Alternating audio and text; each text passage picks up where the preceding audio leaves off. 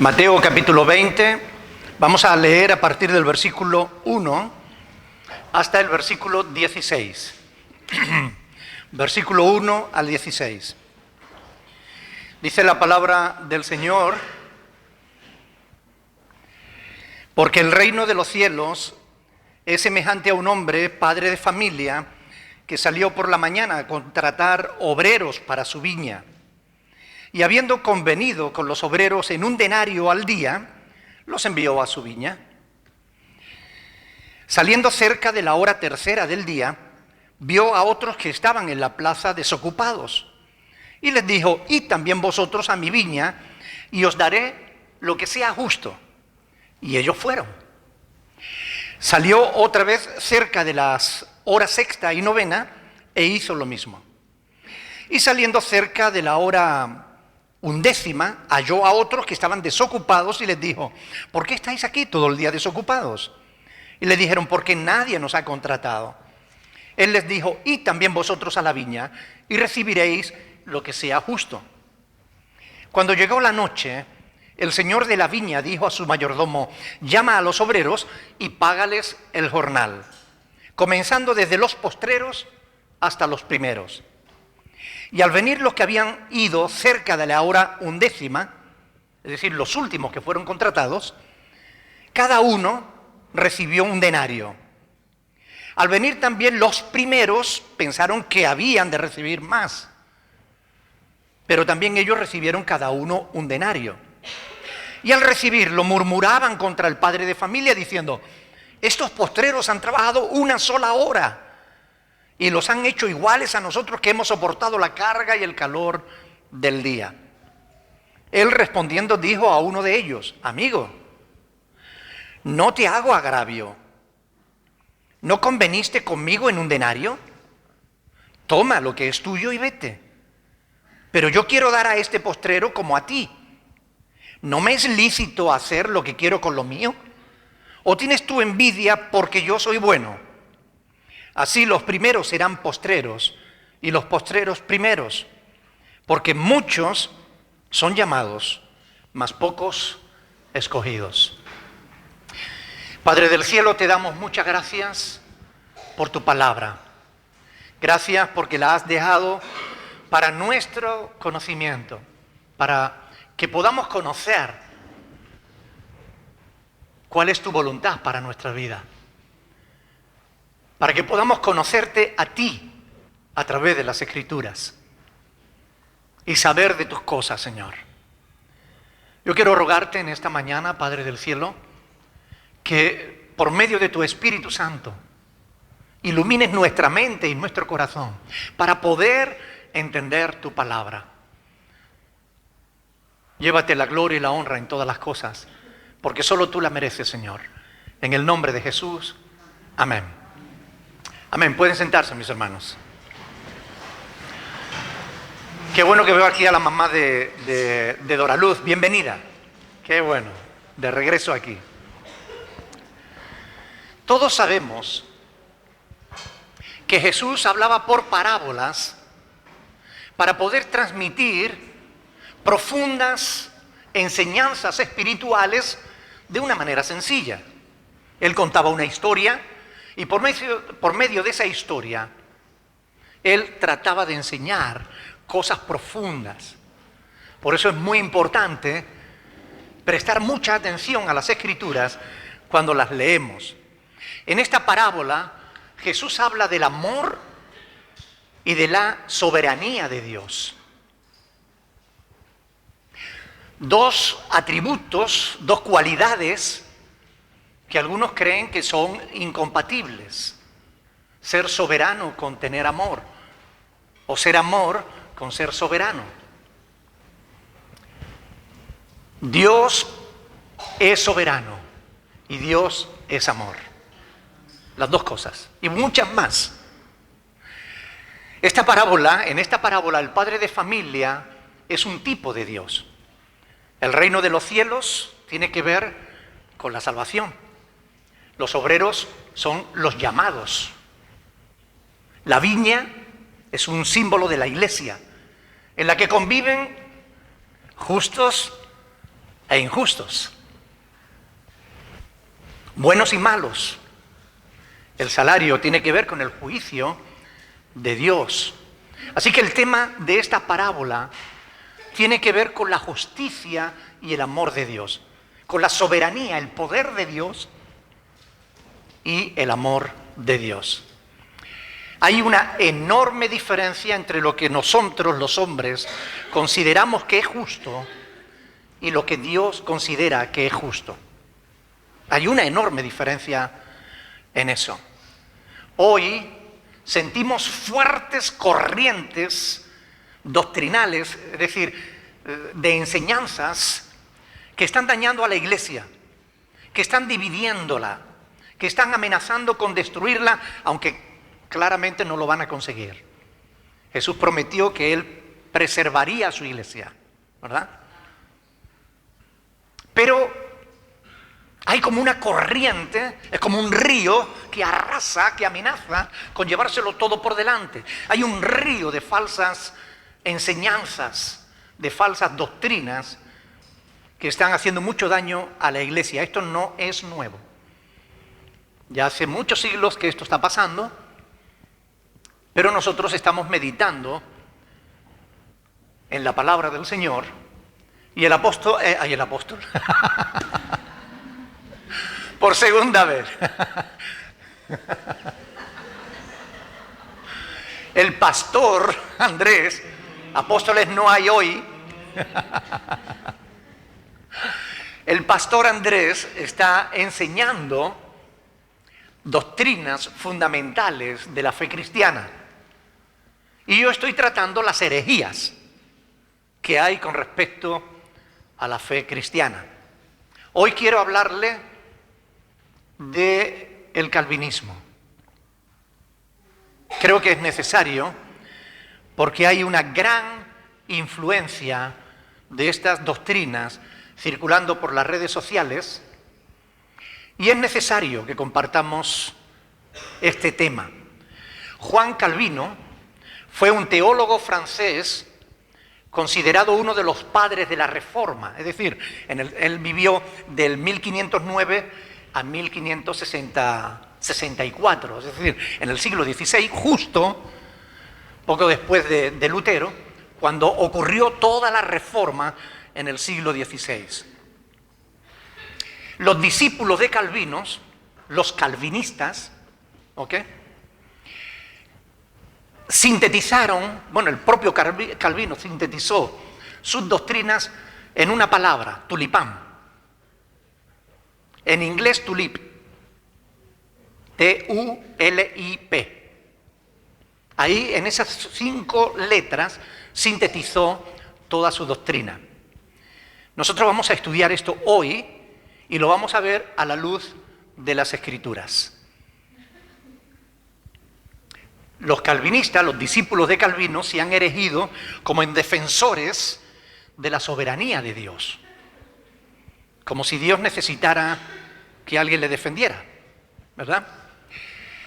El problema es que cuando se hace énfasis en una cualidad de Dios, estamos minimizando todas las demás.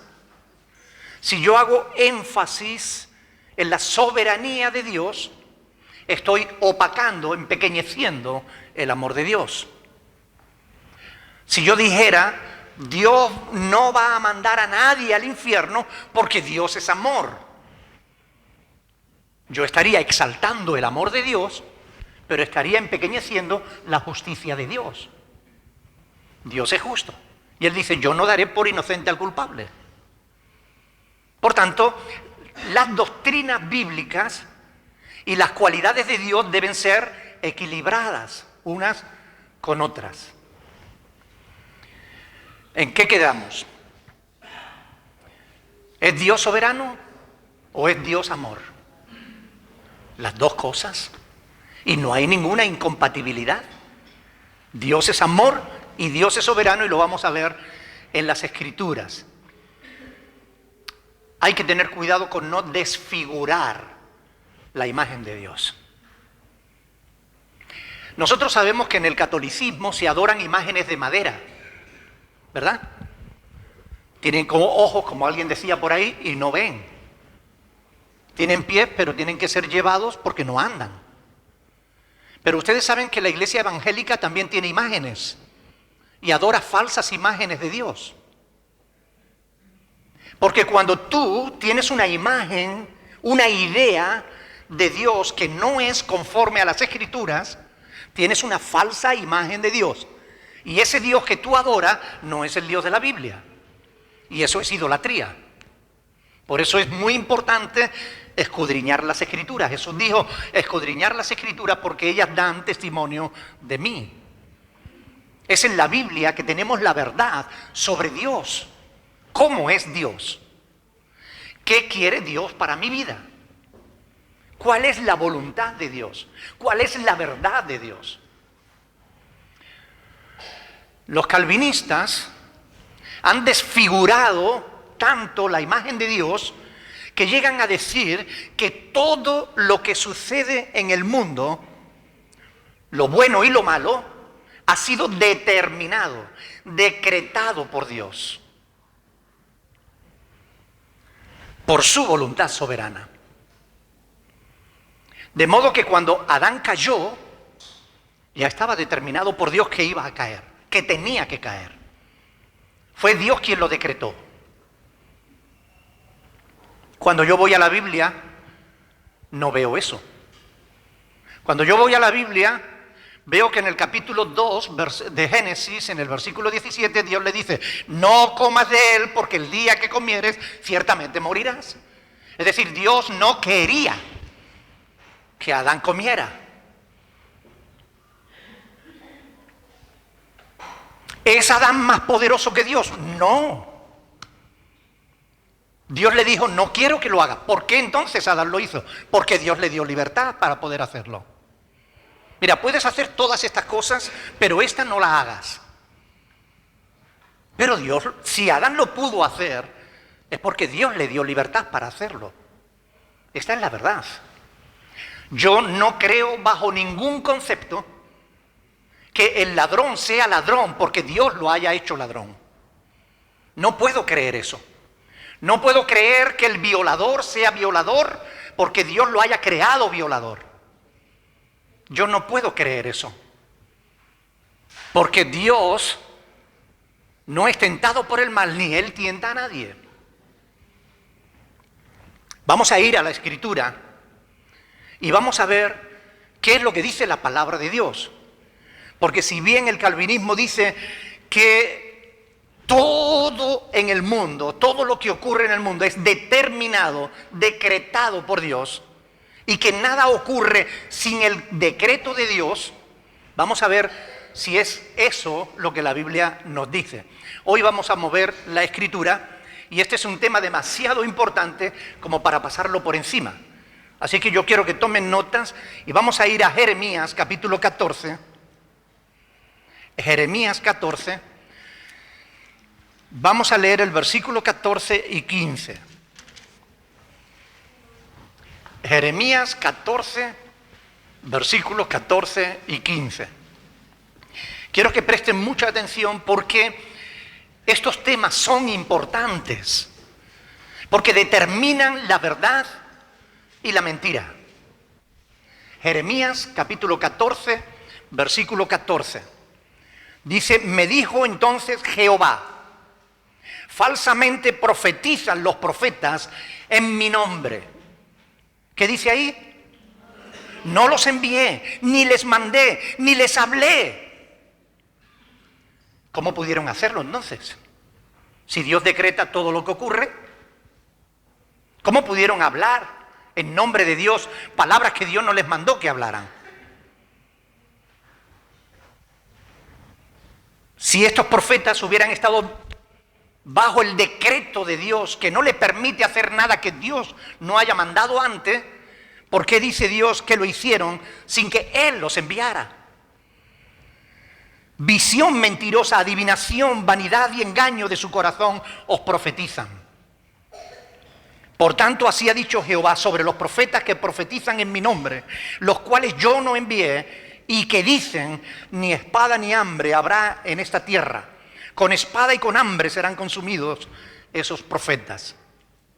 Mire, ¿cómo es posible conjugar la doctrina calvinista con lo que la palabra de Dios nos dice? Si los profetas hablaron por decreto de Dios, ¿por qué dice Dios que no les mandó? Y si Dios les mandó, ¿por qué los va a castigar? No cuadra la doctrina calvinista con lo que la palabra de Dios nos dice. Vamos a ir a Mateo, porque alguno puede decir, bueno, pero esto es un pasaje del Antiguo Testamento, aquí no está hablando de la salvación. Es verdad. Vamos a ir al Evangelio de Mateo, capítulo 23.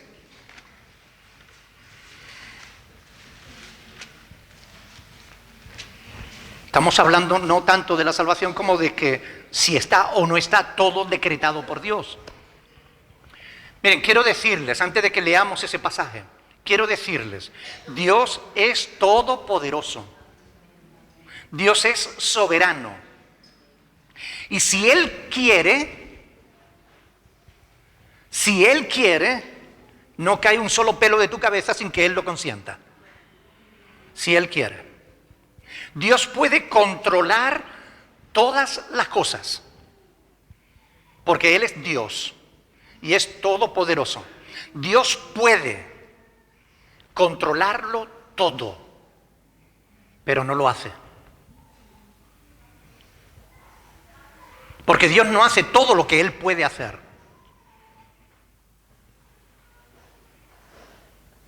Precisamente porque es soberano. Y Él decide lo que quiere hacer y lo que no quiere hacer. Y que pueda hacerlo no significa que lo haga. Él llevó a Jeremías a casa del alfarero y le dijo, mira a ver lo que está haciendo el alfarero. Cuando el barro, la taza, el tiesto que estaba haciendo se le deformó, él lo volvió a amasar y dijo, ¿no podría yo haber hecho eso con vosotros, oh casa de Israel? ¿Podía o no podía? Claro que podía. Dios podía haber aplastado la humanidad y volverla a hacer de nuevo. Pero ¿lo hizo? No. Le dio la salida, le dio la oportunidad. Mateo capítulo 23, versículo 37. Aquí tenemos a Jesús lamentándose sobre Jerusalén. Jerusalén, Jerusalén, que matas a los profetas y apedreas a los que te son enviados. ¿Cuántas veces quise juntar a tus hijos, como la gallina a sus polluelos debajo de sus alas? ¿Y qué dice? Y no quisiste. Aquí tenemos dos voluntades diferentes. La voluntad de Dios y la voluntad del hombre. Cristo quería salvarlos. Ellos no quisieron reconocerle como Mesías, como Salvador. Él quiso reunirlos. Ellos no quisieron. Y no hay problema. Dios es Dios. ¿Podía haberlos obligado? Sí. Pero Dios no ha querido tener una familia a la fuerza. El propósito por el cual Dios nos ha creado es para tener una familia. Romanos 8 lo dice claramente, para que seamos adoptados como hijos de Dios. Pero Dios no te quiere adoptar sin tu consentimiento. Calvino afirma que como soberano, Dios hace lo que quiere y que no tiene por qué pedir permiso al hombre. Es verdad, Dios puede hacer lo que quiera y no necesita pedir permiso al hombre. Esto es verdad. Sin embargo, ustedes conocen Apocalipsis 3:20, ¿verdad? Cuando dice que Jesús está a la puerta y llama. ¿Por qué? Un soberano nos llama. Un soberano le pega una patada a la puerta y se mete dentro. ¿Es cierto o no? Jesús no. El que oye mi voz y abre la puerta, entraré a él. Y cenaré con él, tendré comunión con él y él conmigo. Dios es todopoderoso. Podría aplastarte si quisiera, pero no lo hace porque te ama. Las 5 doctrinas calvinistas son total depravación, Ahora vamos a hablar de esto.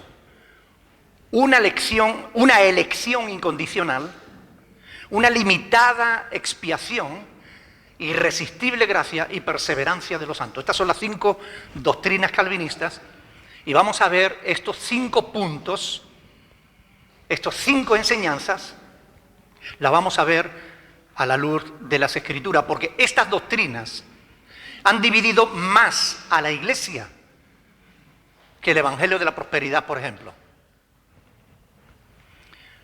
Primera doctrina, la depravación total del hombre. Juan Calvino afirma que el hombre hereda el pecado de Adán, que nacemos ya depravados, que nacemos corrompidos, tan corrompidos que no podemos hacer nada por nosotros mismos. No podemos entender la voluntad de Dios, no podemos creer el Evangelio de Cristo, no podemos hacer nada sin que Dios primero envíe a su Espíritu a nuestra vida, nos regenere, y entonces ahí podemos tener fe para poder creer.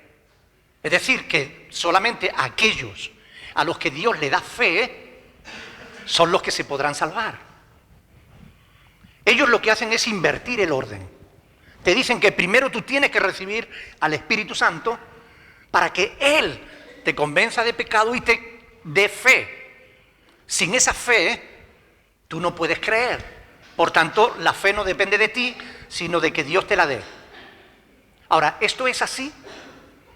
Vamos a ir a Juan capítulo 7. Juan capítulo 7, versículos 37 y 38. Juan 7, del 37 al 39.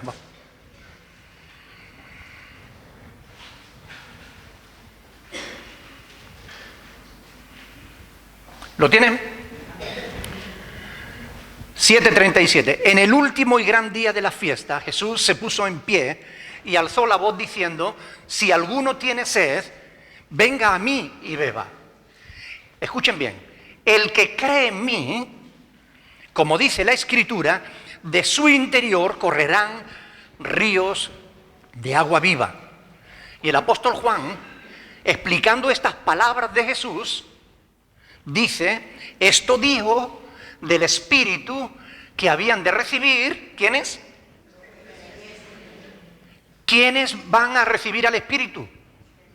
Los que crean. O sea que el orden de la Biblia es diferente al orden de Calvino. Calvino dice que primero tú tienes que recibir al Espíritu y Él te dará fe.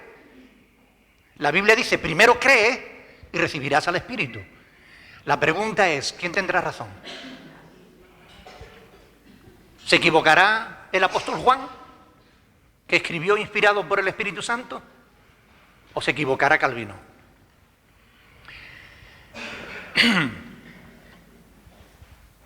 La Biblia debe ser interpretada correctamente, a la luz del contexto histórico y gramatical.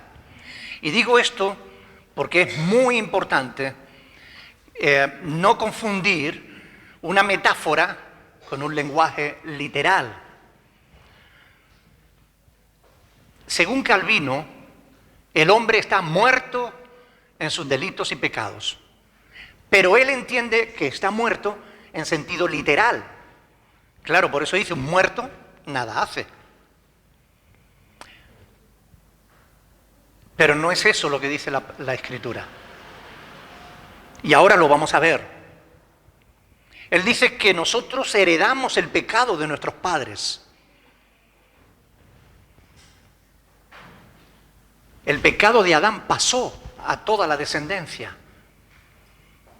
Ya nosotros hemos estudiado esto en otras ocasiones y hemos visto que es falso. No hay ni un solo pasaje que diga eso.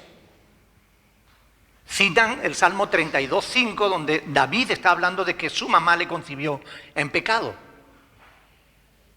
Pero la definición de pecado en la Biblia,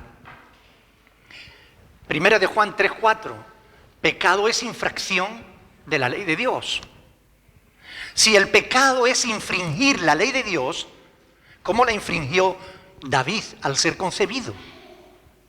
Evidentemente, David estaba diciendo otra cosa.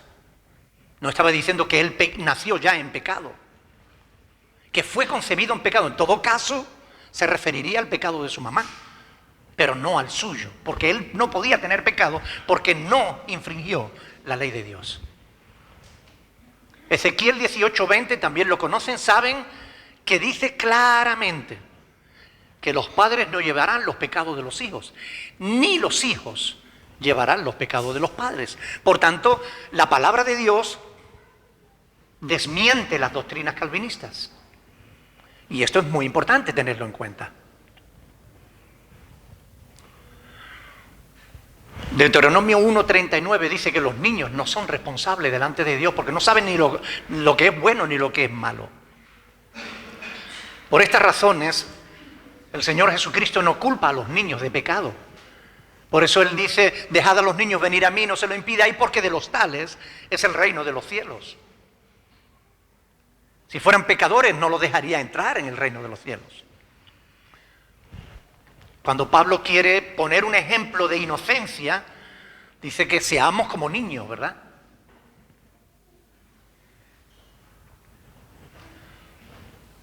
Ahora, ¿significa eso que el no nacer en pecado significa que puede haber alguien que no peque nunca? No. Eclesiastés 7:20 dice, ciertamente no hay hombre justo que haga el bien y nunca peque. No hay hombre justo que siempre haga el bien y nunca peque. ¿Verdad? O sea que tarde o temprano pecamos. Por eso todos acabamos necesitando al Salvador, a Cristo. Pero eso no significa que nosotros nacemos en pecado. Significa que nos corrompemos. Vamos a ir a Efesios capítulo 2 y vamos a ver cómo Pablo lo explica. Y lo explica magistralmente. Este es el texto que los calvinistas confunden.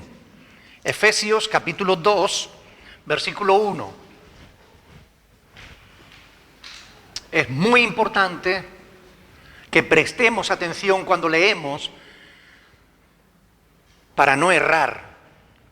Dice, y Él os dio vida a vosotros cuando estabais muertos en vuestros delitos y pecados. ¿Ve? Aquí lo dice, muertos. Ahora, la pregunta es, ¿muertos literalmente o figuradamente? Sigamos leyendo.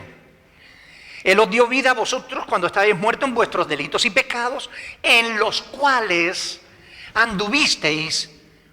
Por cierto, ¿los muertos andan? O sea que Calvino nos convierte en zombies. ¿Ok? Anduvisteis en otro tiempo siguiendo la corriente de este mundo, conforme al príncipe de la potestad del aire, el espíritu que ahora opera en los hijos de desobediencia, entre los cuales también todos nosotros vivimos. No estábamos muertos espiritualmente, pero vivimos en los deseos de nuestra carne, haciendo la voluntad de la carne y de los pensamientos, y éramos por naturaleza hijos de ira, lo mismo que los demás, ¿verdad? Es decir, ¿cómo conciliamos el hecho de que nacemos inocentes, pero todos acabamos pecando? Pablo lo explica. Desde que tú naces hay una corriente, la corriente de este mundo, que es conforme al príncipe de la potestad del aire, que te empuja, que te lleva al mal.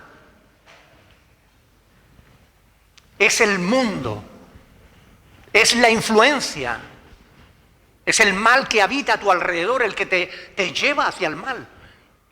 En el momento en que empiezas a tomar conciencia, ya estás pecando. Pero no nacemos en pecado. Es importante señalar que la palabra muerto no significa que no podamos entender. No significa que no podamos creer.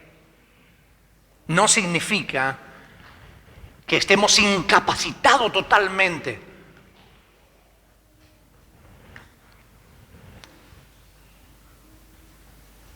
La corriente de este mundo es la que nos lleva a la corrupción, pero no nacemos corruptos. Que acabamos corruptos, sí. Todos nosotros, antes de conocer a Cristo, vivimos en los deseos del mundo, en los deseos de la carne, haciendo la voluntad de la carne. Pero no nacimos así. Porque si decimos que nacemos corruptos, entonces culpamos a Dios, porque Él fue quien nos hizo. Y hay un pasaje, acabo de acordarme, en Eclesiastés, a ver si lo encuentro, Eclesiastés 7:29, esto es, búsquenlo conmigo, por favor. Que vaya más lento para la traducción, ok. Eclesiastés capítulo 7, versículo 29. Miren, es importante lo que dice aquí Salomón. Eclesiastés 7:29.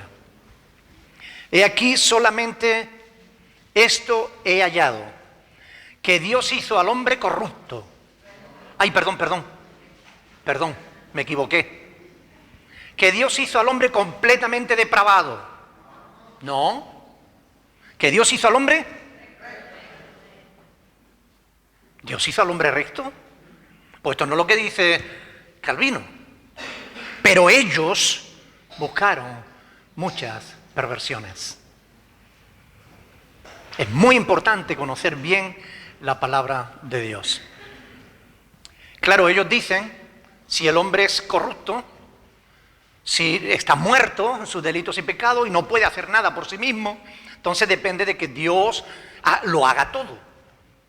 Dios no solamente tiene que proveer su gracia para la salvación, sino que tiene que darle fe, tiene que llevarlo a que crea.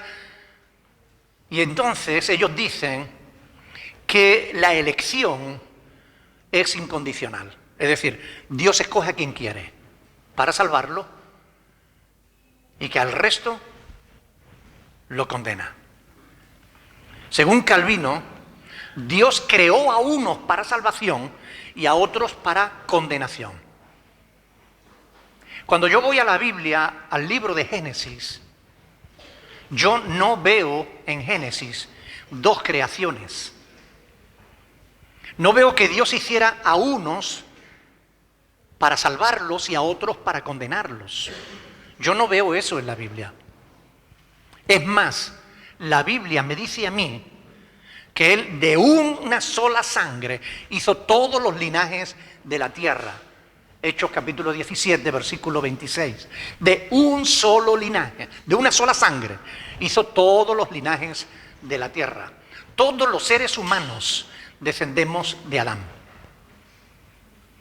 Dios no creó a dos Adanes, creó a un solo Adán. No creó a un Adán para salvación y a un Adán para condenación. No hizo eso. Eso no está en la Biblia.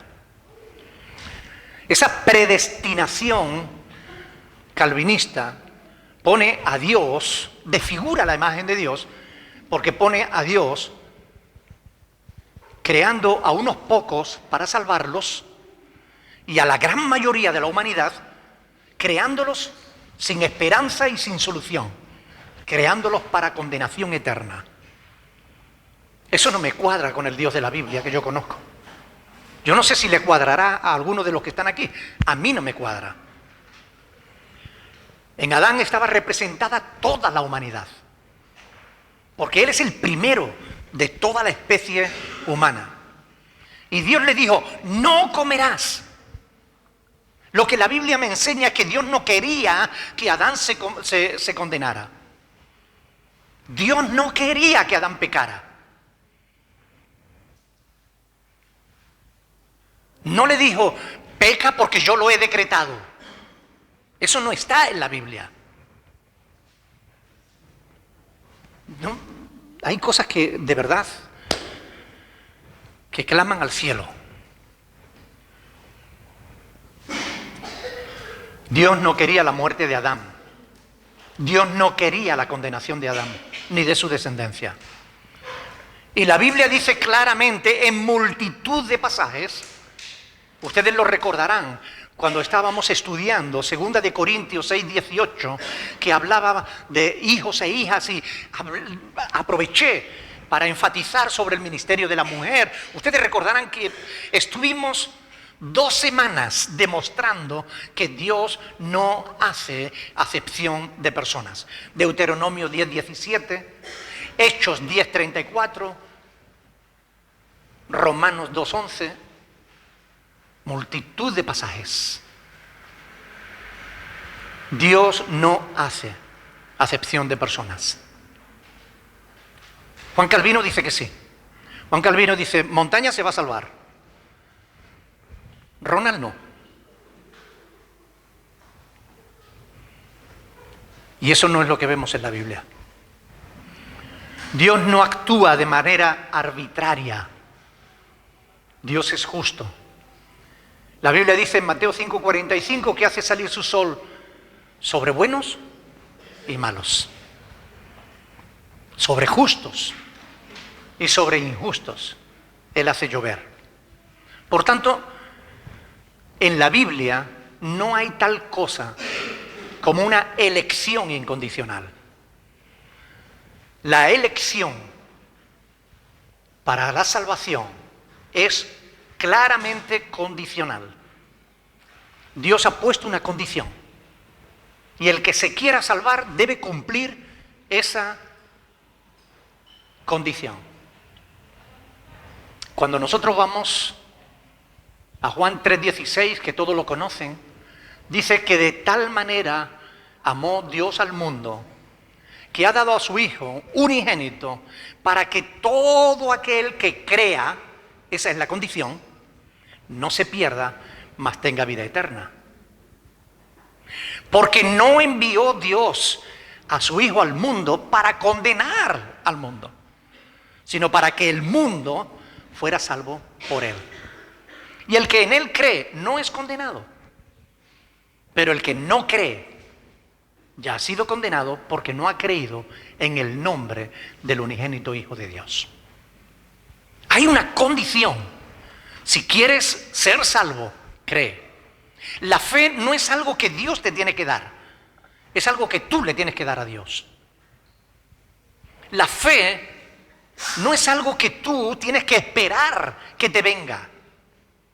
Cuando tú escuchas el Evangelio, debes creerlo.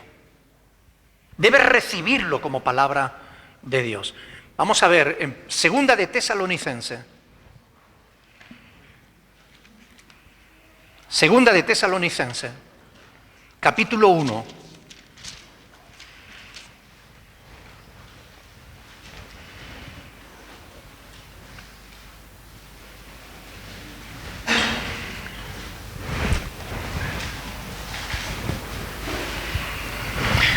En el versículo 7, a la mitad del versículo, está hablando de la manifestación de Cristo, ¿verdad? Cuando Cristo vuelva, dice, cuando se manifieste el Señor Jesús desde el cielo con los ángeles de su poder, Colosenses 2 de Tesalonicenses 1:8, desde el cielo con los ángeles de su poder, en llama de fuego, para dar retribución a los que no conocieron a Dios, ni obedecen al Evangelio de nuestro Señor Jesucristo. Es decir, Cristo viene a castigar a los que no obedecen el Evangelio. ¿Y qué dice el Evangelio? Cree en Cristo y serás salvo. Dios espera que el ser humano crea. Dios le manda que debe creer. No, el ser humano no tiene que esperar a decir, hasta que Dios no me dé la fe. No. Tú cuando oyes el Evangelio, debes obedecer el Evangelio, debes creer a Dios, debes recibir el Evangelio como palabra de Dios. Hebreos, capítulo 5, es importante que veamos estos textos, versículos del 8 al 9.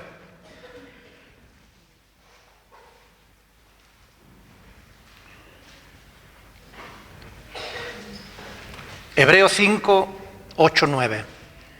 Y aunque era hijo, por lo que padeció, aprendió obediencia, y habiendo sido perfeccionado, vino a ser autor de eterna salvación para todos los que le obedecen. La salvación es para los que le obedecen. Y aquí no se trata de un evangelio de obras, porque creer no es obrar. Ya lo dice en otro lugar que Abraham creyó y su justicia le fue contada, o sea, y su fe le fue contada por justicia. No es obrar, es creer, es obedecer a Dios, en que debemos creer su palabra. Porque el evangelio, la justicia de Dios se revela por fe y para fe. Romanos 1:17. Por eso los que desechan la palabra de Dios, los que no la obedecen, los que no la creen, se condenan. Cuando el apóstol Pablo, cuando estábamos estudiando Hechos de los Apóstoles, vimos que cuando el apóstol Pablo llegaba a una ciudad, ¿qué hacía? Lo primero que hacía, predicarle a los judíos. Y eso que había sido llamado para predicarle a los gentiles. Pero él lo primero que hacía era entrar en la sinagoga y predicarle a los judíos. Pero llegado un momento, Pablo dijo, puesto que desecháis la palabra de Dios y no os juzgáis digno de la vida eterna, nos volvemos a los gentiles. Hechos 13:46. Cuando alguien desecha la palabra, porque la palabra se puede recibir o se puede rechazar, se puede creer o se puede ignorar. Y ahí es donde esa actitud es la que marca la diferencia. Algunos dicen, entonces el hombre tiene toda la gloria. ¿Qué gloria hay en el hombre? La salvación es solo por obra y gracia de Dios. ¿De qué tendríamos nosotros que gloriarnos si somos pecadores? Si Dios nos ofrece la salvación por creerle, aún creyéndole, ¿qué obra hemos hecho nosotros? Ninguna. La obra es suya, la gloria es suya. Pero si queremos salvarnos tenemos que creer. Si no, no podremos hacerlo. Dios es justo. Y la Biblia está llena de pasajes que nos enseñan que Dios quiere que todos sean salvos. Por eso Dios encargó que se predicara el evangelio a toda criatura y que el que creyera fuera salvo. Y el que no quisiera creer, el que desobedeciera al evangelio, pues que se condenara. Pero la palabra de Dios es clara. La gracia de Dios se ha manifestado para salvación a todos los hombres. Tito 2:11. Si Jesús no ha venido ya es porque está esperando que todos procedan al arrepentimiento, no queriendo que ninguno perezca. Dios quiere salvar a todo el mundo. No es cierto el tercer punto que dicen los calvinistas de que la expiación es limitada. Dios salva solo a unos cuantos. No es cierto. Es cierto que solo se van a salvar unos cuantos, pero no es porque Dios quiera solo salvar a unos cuantos. Dios quiere salvarlos a todos. Por eso Él exhorta que busquemos el camino angosto, que entremos por la puerta estrecha, porque Él quiere que todos sean salvos. Los calvinistas dicen que Cristo no murió por todos, sino solo por los elegidos. Porque si Cristo hubiera muerto por todos, entonces parte de su sangre habría sido derramada en vano. Permítanme decirle que eso es un argumento infantil. Aparte de que es blasfemo, es hereje, porque contradice abiertamente las Escrituras. Primera de Juan 2:2 dice que Cristo es la propiciación por nuestros pecados. Y no solamente por los nuestros, sino también por los de todo el mundo. Cristo no murió solo por los escogidos, murió por todos, para darle la oportunidad de salvación a todos. Pero solo se salvarán los que cumplan la condición que Dios puso en su soberanía, la fe.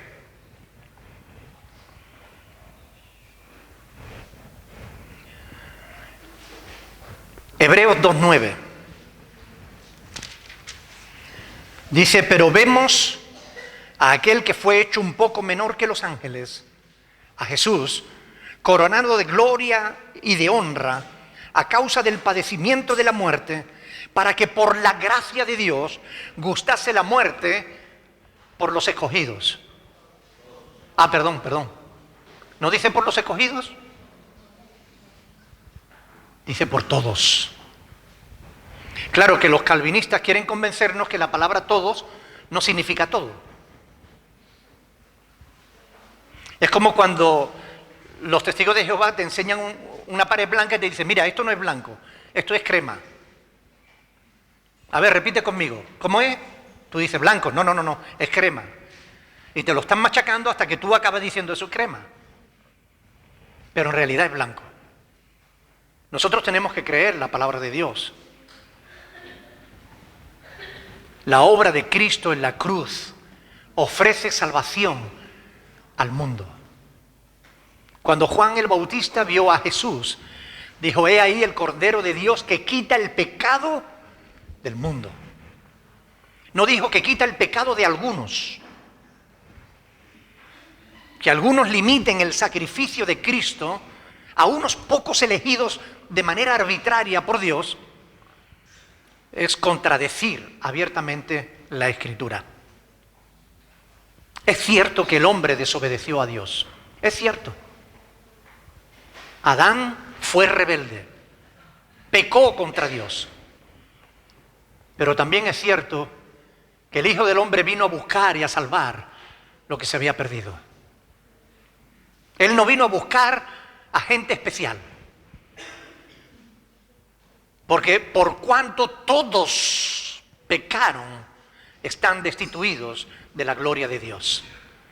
Entonces, si todos, cuando la Biblia dice que Cristo murió por todos, resulta que todos no es todo. Cuando decimos entonces que todos somos pecadores, entonces no todos somos pecadores. ¿En qué quedamos? Por cuanto todos pecaron y están destituidos de la gloria de Dios. Pero Dios, que es rico en misericordia, por su gran amor con que nos amó, estando nosotros muertos en nuestros delitos y pecados, nos dio vida juntamente con Cristo. Y por gracia somos salvos. Ahora, hablando de la gracia, ellos dicen, este es el cuarto punto, que la gracia de Dios es irresistible. Es decir, según el calvinismo, el hombre es incapaz de obedecer el llamado del Evangelio. Es incapaz de entenderlo. Es incapaz de buscar a Dios. Es incapaz de creer a Dios. Porque está muerto. Por tanto, Dios, si le da gracia a alguien, esa persona no se puede resistir. Vamos a suponer que Steven es uno de los escogidos. Dios dice, Steven se va a salvar. A él yo le voy a dar gracia. Aunque se quiera condenar, no podrá. Porque la gracia de Dios es irresistible. Y a quien Dios no le da gracia no se podrá salvar, aunque quiera, aunque se arrepienta de sus pecados, aunque busque a Cristo, aunque llore y clame, no podrá salvarse porque no es de los escogidos. Pero yo no veo eso en la Biblia. Y esto es tan tremendo.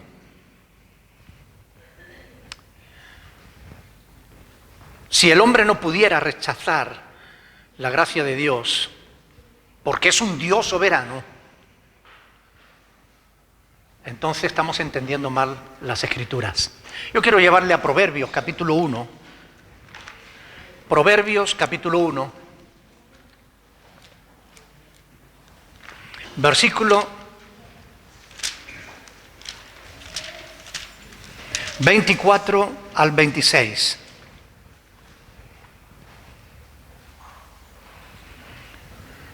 Vamos a leerlo desde el 23.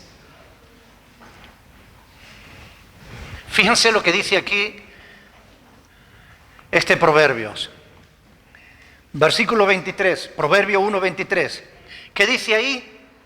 Volveos a mi reprensión.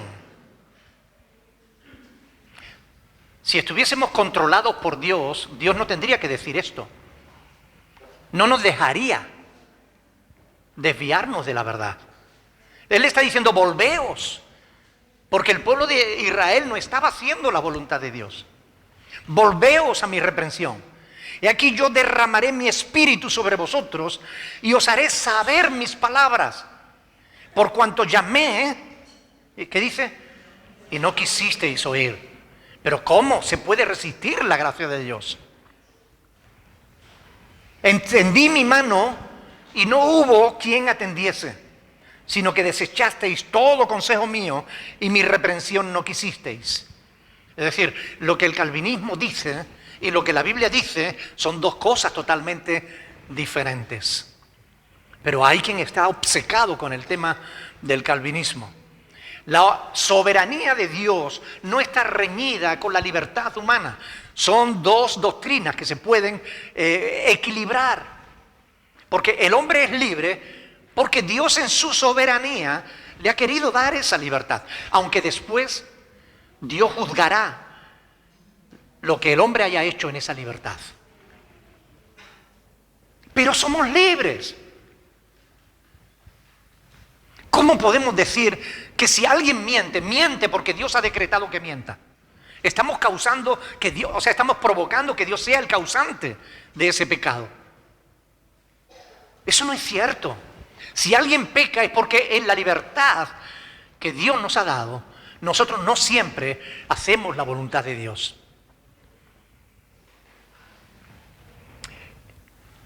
Hay muchos pasajes que podríamos utilizar para ver que realmente el hombre sí puede resistir a Dios. Isaías capítulo 30, versículo 15. Isaías 30, versículo 15.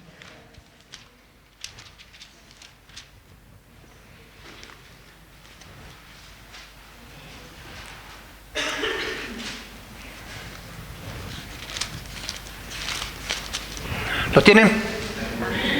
Porque así dijo Jehová el Señor, el Santo de Israel: en descanso y en reposo seréis salvos. En quietud y confianza será vuestra fortaleza. ¿Y qué dice? Esto no es lo que dice el calvinismo.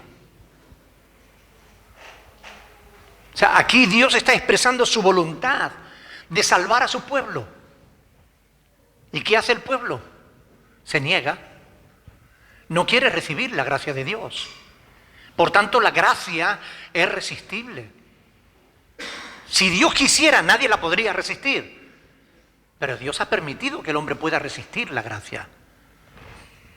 Vamos a ir a Tito capítulo 2. Tito capítulo 2, versículos 11 y 12.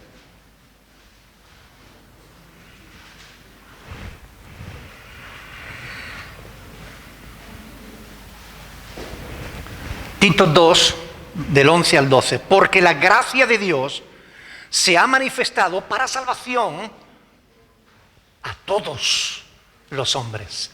No a los escogidos, a todos.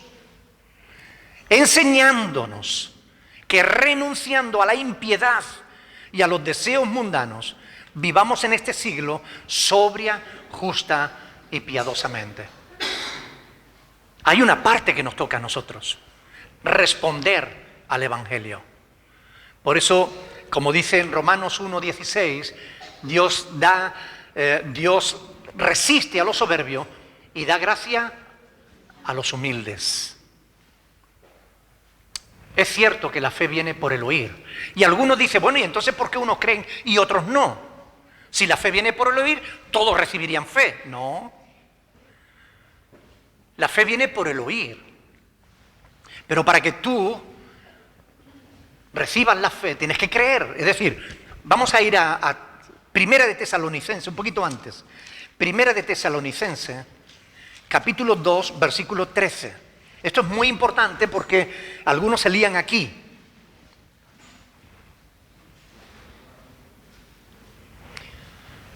Primera de Tesalonicenses 2:13. Por lo cual también nosotros, sin cesar, damos gracias a Dios de que cuando, subraye, ¿Qué dice ahí? Recibisteis la palabra de Dios, que oísteis de nosotros, la recibisteis, no como palabras de hombre, sino según es en verdad la palabra de Dios, la cual actúa en vosotros los que... ¿Cuándo actúa la palabra? Cuando la crees. La fe viene por el oír. Y el oír por la palabra de Dios. Pero tú tienes que creerla. Tú tienes que obedecer al llamado de Dios. El que crees esa